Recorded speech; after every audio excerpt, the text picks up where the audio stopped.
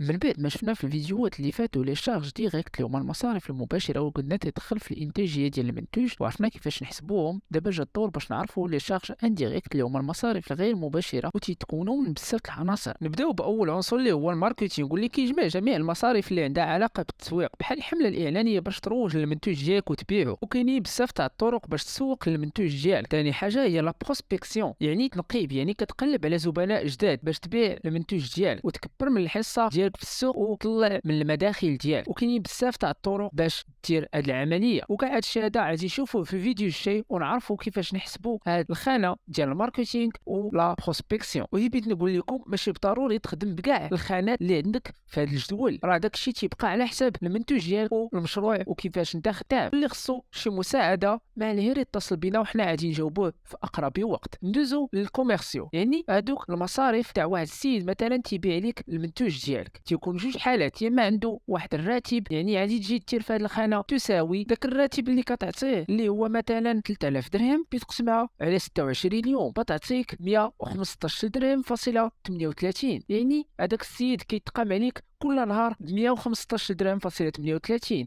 وعادي تجر باش تبقى على كاع الايام.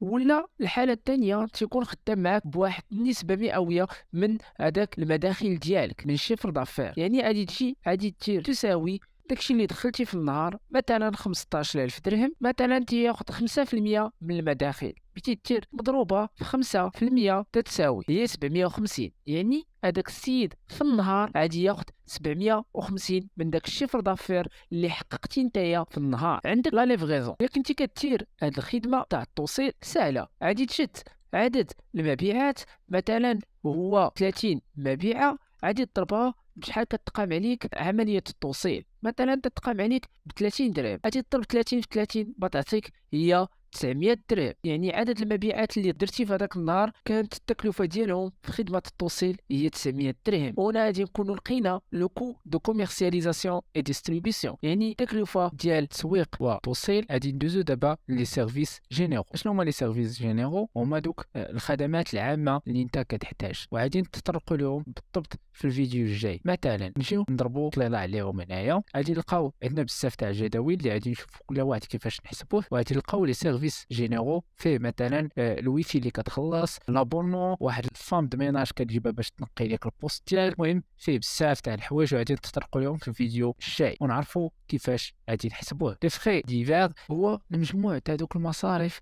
المختلفه اللي كدير في الشهر. مثلا كتحتاج واحد جوج قراعي تاع جافيل، كراطه، شطابه، دونك بزاف تاع المصاريف اللي مختلفه كتشريهم حتى هما غادي نشوفوا كيفاش غادي نحسبوهم في الفيديو الجاي في هذوك الطابلوات اللي ديجا ضربنا عليهم طليله. لي زامبو هما الضرائب اللي كتخلص للدوله. في هذه الحاله غادي يكون عندك كونطابل، ولكن حنا غادي نشوفوا الطريقه العامه كيفاش نحسبوا الضريبه ديالنا وندخلوها في هذا الطابلو باش يبان لينا المصاريف تاع كل نهار، باش في الاخر نلقاو لو كو ادمينستراتيف. شنو هو لو كو ادمينستراتيف؟ هو داك التكلفه الاداريه، يعني دوك مجموعه تاع الخدمات العامه اللي كنصرف مع مصاريف مختلفه مع ضريبه اللي كنعطي للدوله. هذا هو تكلفه اداريه. باش في الاخر نعرف لو كو دو ريفيان اللي كيعني هو بشحال تقام عليا المنتوج من الاول حتى الاخر، يعني من شراء الماده الاوليه حتى وصلتو للزبون ديالي. باش نعرف في الاخر لا مارج نيت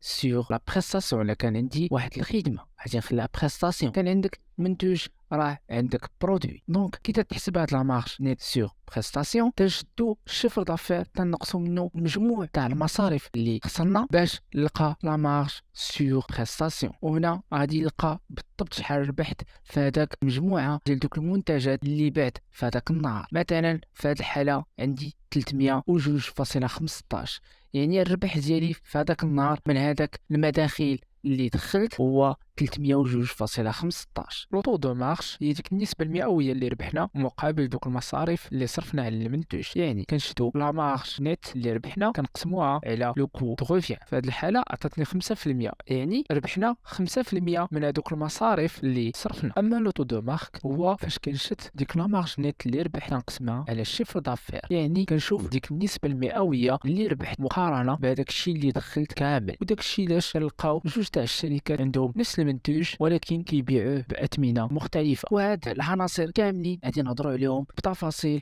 في لي ريزو سوسيو ديالنا. دونك لا ما نوصيكم على ديك ابوني، وكما ديما الهدف ديالنا هو نسهلوا عليكم السير ديال المشروع ديالكم.